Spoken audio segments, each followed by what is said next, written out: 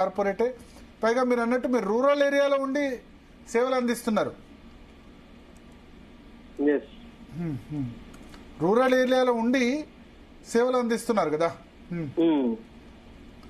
So ఈ argument ముందెందుకు మీరు తీసుకురాలేకపోయారు social మీడియాలో? ప్రధానంగా ఇప్పుడు ఆల్ఫోర్స్ నరేందర్ రెడ్డి అంటే రెండే విమర్శలు. ఒకటి కార్పొరేట్ వ్యక్తి, అదే కార్పొరేట్ వ్యక్తి ఇప్పుడు అవతల క్యాండిడేట్స్ కూడా ఉంది. రెండవ విమర్శ ఫీజు కన్సెషన్ ఇవ్వరు, ఫోన్ ఎత్తరు. ఈ రెండు విమర్శల్ని మీరు తిప్పికొట్టుంటే నాకు తెలిసి 5,000 కాదు సార్, ఇంకో 50,000 ఓట్లు ఎక్కువ వచ్చేవి కరెక్ట్ గా రిప్లై ఇచ్చుంటే. మా కాంగ్రెస్ పార్టీ ఎమ్మెల్యేలు కానివ్వండి, మంత్రివర్యులు కానివ్వండి, అందరు కూడా చెప్పారు నరేందర్ రెడ్డి రూరల్ ఏరియాలో మంచి ఎడ్యుకేషన్ ఇస్తున్నాడు. ఎప్పుడు మా నుంచి అడ్మిషన్ కైనా ఫీజు కన్సెషన్ కైనా తన రెస్పాన్స్ ఇచ్చాడు అని చెప్పి ఉన్నారు. ఫోన్ అందుబాటులో అనేది నేను గతంలో కూడా చెప్పి ఉన్నాను. ఒక విద్యా వ్యవస్థలో ఉన్న వాడెవడు కూడా క్లాస్ రూమ్ లో ఫోన్ లిఫ్ట్ చేయడు, ఒక మీటింగ్ లో ఉన్నప్పుడు ఫోన్ లిఫ్ట్ చేయడు. అది ప్రజాక్షేత్రంలోకి వచ్చినాక ఫోన్ లిఫ్ట్ చేస్తాడు అని చెప్పేసి అందరికి కూడా చెప్పి ఉన్నాము. బట్ ఏది ఏమైనా నా పరిస్థితి ఎలా అయిపోయిందంటే అభిమన్యుడి పరిస్థితి నాకు గుర్తుకొస్తుంది నిన్నటి నుంచి. ఎందుకంటే చుట్టూ అందరు హెల్ప్ చేయడానికి ఇంతమంది మంత్రి వర్యులు అందరు ఉన్నా కూడా మరి అభిమన్యుని కాపాడడానికి సరైన సమయంలో కృష్ణుడు లేకుండా పోయాడు, పాండవులు లేకుండా పోయాడు. అది జరగాల్సింది అలా జరిగింది. ఇప్పుడు కూడా జరగాల్సింది ఇలా జరిగింది అని చెప్పేసి నాకైతే అనిపిస్తుంది. అంటే అభిమన్యుడిని మొత్తం చుట్టుముట్టినట్టు మిమ్మల్ని పద్మవ్యూహంలో వేసి చుట్టుముట్టారు మిగతా మిగతా పార్టీ వాళ్ళు అనలేము, అందరండి. అసలు ఎన్ని రకాలుగా నా మీద నన్ను వెనక్కి నెట్టడం అంటే, కొద్దిమంది కాంగ్రెస్ లో ఈయన గెలిస్తే లేదా కరీంనగర్ లో ఈయన గెలిస్తే మా ఉనికి ఉండదు అని ఒక ఆయన అనుకుంటాడు, ఈయన గెలిస్తే ఇంకా అని ఒక ఆయన. ఎవరికి వాళ్ళేనండి. ఎగ్జాక్ట్లీ ద సేమ్ కొటేషన్ వాడింది. అభిమన్యునికి ఏ రకంగా జరిగిందో ఇంకా నేను అంతకంటే ఎక్కువ నేను చెప్పలేనండి. అన్ని రకాలుగా మానసికంగా హింస పెట్టించి నన్ను వెళ్ళారు. బట్ అయినా ఎక్కడ ధైర్యం వెళ్లకుండా నేను ముందుకు వచ్చాను. ఓన్లీ 5,000 ఇంతవరకు కూడా నేను రాగలిగానంటే నేను ఖచ్చితంగా అది మా ఆల్ఫోర్స్ టీం, అట్లాగే కాంగ్రెస్ శ్రేణులు, ముఖ్యంగా కాంగ్రెస్ పెద్దలందరి యొక్క సపోర్ట్ ఉంది కాబట్టి ఈ రకంగా జరిగింది అని చెప్పేసి నేను కోరుకుంటున్నాను. ఎవరు సార్ కరీంనగర్ లో మిమ్మల్ని గెలవద్దు అనుకుంది, మీరు సెటిల్ కావద్దని అనుకుంది? ఎవరికి అక్కడ కరీంనగర్ లో థ్రెట్ ఉంటే వాళ్ళు అనుకుంటారు అంతే. ఓకే అంటే పొన్నం ప్రభాకర్ ఏమైనా అనుకున్నారా? నో అండి, నో. పొన్నం ప్రభాకర్ గారు మా సీనియర్, చదువుకునే రోజుల్లో కూడా అట్లా నేను అట్లా చెప్పి ఉండలేదు. ఆయన నా మిత్రుడు కూడా. ఓకే. సో ఏది రకరకాల శ్రీధర్ బాబు వీళ్ళ నుంచి కోఆపరేషన్ వచ్చిందా? శ్రీధర్ బాబు అయినా లేకపోతే శ్రీధర్ బాబు గారు నరేందర్ రెడ్డి గెలవాలి అని బాగా కష్టపడ్డ దానిలో ఈజ్ నంబర్ 1. ఓకే.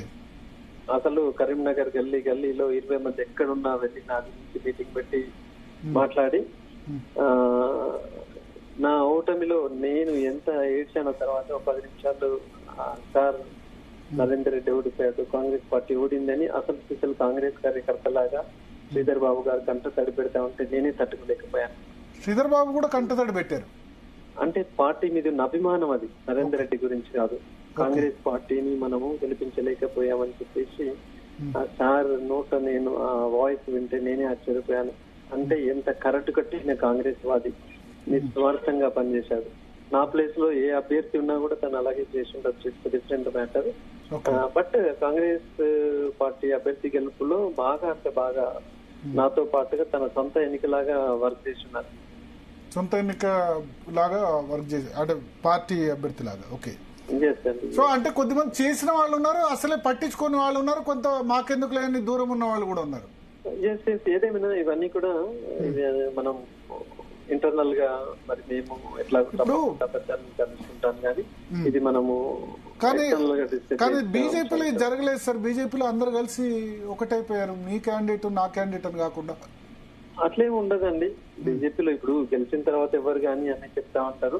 ఎన్నిక అయిపోయిన తర్వాత కౌంటింగ్ స్టార్ట్ కాక ముందుకు అందరు కూడా బీజేపీ శ్రేణులు కూడా మా వాడు 3rd ప్లేస్ లో ఉంటాడు, మా వాడు మమ్మల్ని ఎవరు పట్టించుకోలేదు, మమ్మల్ని ఎవరు కలవలేదు అని చెప్పేసి ఎన్నో వచ్చేసినాయి. ఓకే, అదృష్టానికి ఆయనకు విజయం వరించింది కాబట్టి ఎవరైనా సమర్థిస్తారు. కానీ నాకు తెలుసు ఎంతమంది ఆయన వ్యతిరేకించారు, ఏ రకంగా అంటే నేను చాలా మందిని పర్సనల్ కలిశాను. ఆయన ఎవరిని కలిశాడు, ఏ పట్టభద్రుని కలిశాడు, ఎన్ని మీటింగ్ పెట్టాడు, ఎన్ని స్పీచ్లు ఇచ్చాడు అనేది ఎవ్రీబడి నోస్. బట్ ఏదేమైనా కాలం సమాధానం చెప్తుంది భరత్ గారు. ఖచ్చితంగా నేనైతే పట్టభద్రులకి అందుబాటులో ఉంటాను. పట్టభద్రుల సమస్యల పట్ల ఖచ్చితంగా చిత్తశుద్ధితో వర్క్ చేస్తాను. యాక్టివ్ కాంగ్రెస్ కార్యకర్తగా పనిచేస్తాను. ఖచ్చితంగా మరి ఓడినా గెలిచినా పర్లేదు, దాని యొక్క వాళ్ళ యొక్క ఇచ్చిన తీర్పును సాగిస్తూ వాళ్ళ సేవలో ఉంటానని చెప్పేసి కోరుకుంటున్నాను. సరే, అంటే ఒకటి ప్రధానంగా ఇంకో విమర్శ ఫీ కన్సెషన్ ఇవ్వరు అని చెప్పి మీరు నాతో ఇంటర్వ్యూలో అన్నారు. ఫీ కన్సెషన్ ఇస్తే క్వాలిటీ దెబ్బతింటుందని. సో ఈ విషయంలో ప్రజలకి సరిగ్గా ఎక్స్ప్లెయిన్ చేయలేకపోయారా? అది ఇప్పుడు ఇదంతా కూడా ఏంటంటే ఇది సోషల్ మీడియా నుంచి వచ్చిందండి, పేరెంట్ నుంచి వచ్చింది కాదు. ఇది ఖచ్చితంగా ఈ రెండు పార్టీలు బీజేపీ తర్వాత ఈ మన క్యాండిడేట్ బిఎస్పీ క్యాండిడేట్ వాళ్ళు సోషల్ మీడియా ఏజెన్సీస్ ని బట్టి తర్వాత తెలిసింది కదా, వాళ్ళు డమ్మీ పేరెంట్స్ ని క్రియేట్ చేశారు, డమ్మీ స్టూడెంట్స్ ని క్రియేట్ చేశారు, డమ్మీ లెటర్స్ క్రియేట్ చేశారు. వేరే ఒక అన్నోన్ వ్యక్తి చేత నేను నరేందర్ రెడ్డి దగ్గర చదువుకున్న ఒక పేరెంట్ ను ఫలానా ఇయర్లో నేను ఇలా కట్టాను, మోసపోయాను అనేది అదంతా ఒక సోషల్ మీడియా నెట్వర్క్ తో అది ఒక దుష్ప్రచారం జరిగింది తప్ప గానీ ఏ పేరెంట్ ఆల్ఫోస్ చదివినా నిజమైన పేరెంట్ ఎవరు కూడా నేను నరేందర్ రెడ్డి దగ్గర మోసపోయాను ఫీజు విషయంలో అన్నది లేదు. నేను గతంలో కూడా చెప్పాను, ఫీజు నిజంగానే మా దగ్గర ఫీజు గురించి ప్రాబ్లం ఉంటే 30 ఏళ్ల నుంచి వ్యవస్థ ఎందుకు నడుస్తుందండి? నడవది. తర్వాత మోర్ ఓవర్ ఫీజు కన్సెషన్లు ఇచ్చిన తర్వాత ఎక్కడ కూడా క్వాలిటీ ఎడ్యుకేషన్ ఇవ్వలేము. అయితే డిసైడ్ చేసుకోవాలి, ఫీజు కన్సెషన్ కావాలా, క్వాలిటీ ఎడ్యుకేషన్ కావాలా. కాబట్టి ఇప్పటికైనా నేను చెప్తున్నాను.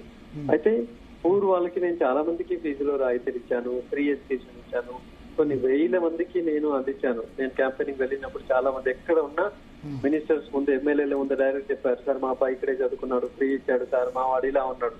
అంటే థింగ్ ఏంటంటే మేలు పొందిన వాళ్ళు కానీ మంచి వాళ్ళు ఎవరు నోరు తెరవరు. పొందని వాడు ఎవరైనా ఒక్కడు ఎక్కడన్నా ఉంటే కానీ ప్రత్యర్థుల అవకాశం తీసుకొని ఉండొచ్చు. ఆ ఒక్కరు కూడా అనలేదు. It's completely social media creation. Okay okay. So what next for Narender Reddy? ఇప్పుడు గ్రాడ్యుయేట్ ఎన్నిక అయిపోయింది, 6 సంవత్సరాల వరకు మళ్ళీ ఎలక్షన్ ఉండదు.